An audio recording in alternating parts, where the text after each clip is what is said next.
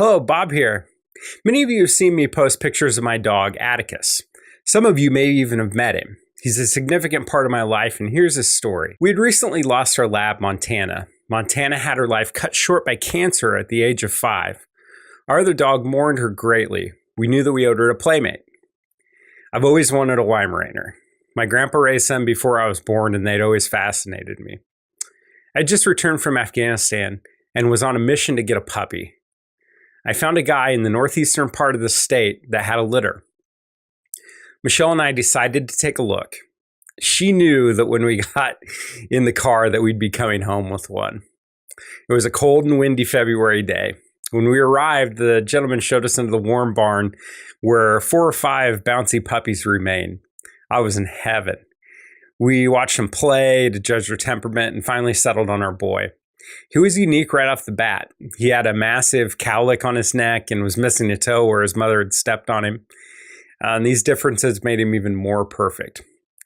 We got to meet his mother, Dina Starr, and his father, Duke, and we finally loaded him into the little kennel and started the long drive back home. On the way home, we heard his voice for the first time, a small cry. I quickly stuck my fingers through the kennel to comfort him. The first night at home, I spent much of the night with my fingers through the kennel to let him know it was okay. As his brothers and sisters probably started on their careers as great hunters, he began his life of leisure and luxury. Although he was a little scared of his sister Latina at first, they became fast friends. He slowly but surely outgrew her, but he was still her little puppy. Once he grew into his legs, we went on runs, bike rides, and played games of fetch.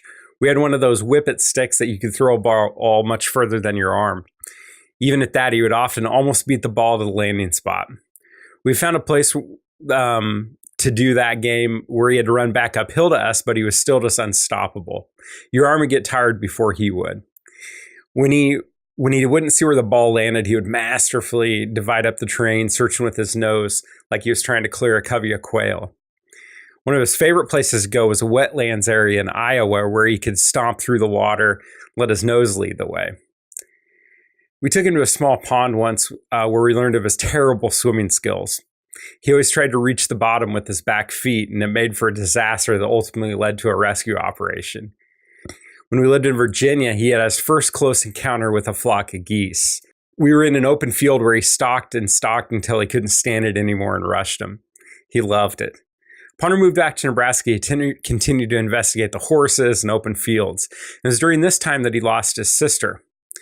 Michelle made sure that he was able to investigate her body after she was gone, and you could tell he really understood.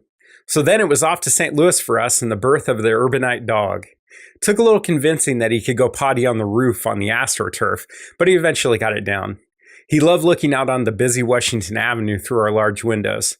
He even scraped together what is left of his once thunderous bark to greet other dogs passing by. This is also where we found out that he's allergic to more than he's not. St. Louis is where one of the most important moments in his life came.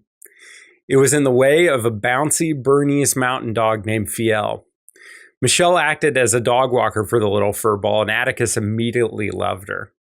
They would race around, face bite as we called it, throughout the loft. You could see the puppy come back out of him during their encounters, which was great. We became great friends with Fiel's mommy, and after our move back to Nebraska, we ended up keeping Fiel while she deployed to Afghanistan. Those months were a great time of companionship for the duo. Days are slow for Atticus now, and he spends a majority of his time curled up in his dog bed. You can tell he's a happy boy just hanging out with his cat sister. We have had a couple scares with what seemed like stroke-like symptoms, but he always seems to fully recover. He's now 13, and it shows in multiple ways. We know his time will come, and it will be very hard on us. We want it to be easy on him and hope that it comes in the form of him just not waking up from one of his many daily naps. But we know it might not be that easy. You know, these pets are really something. In our experience, they add a constant friend to any situation. What a beautiful thing to add to your life. Thank you for taking the time to hear Atticus' story.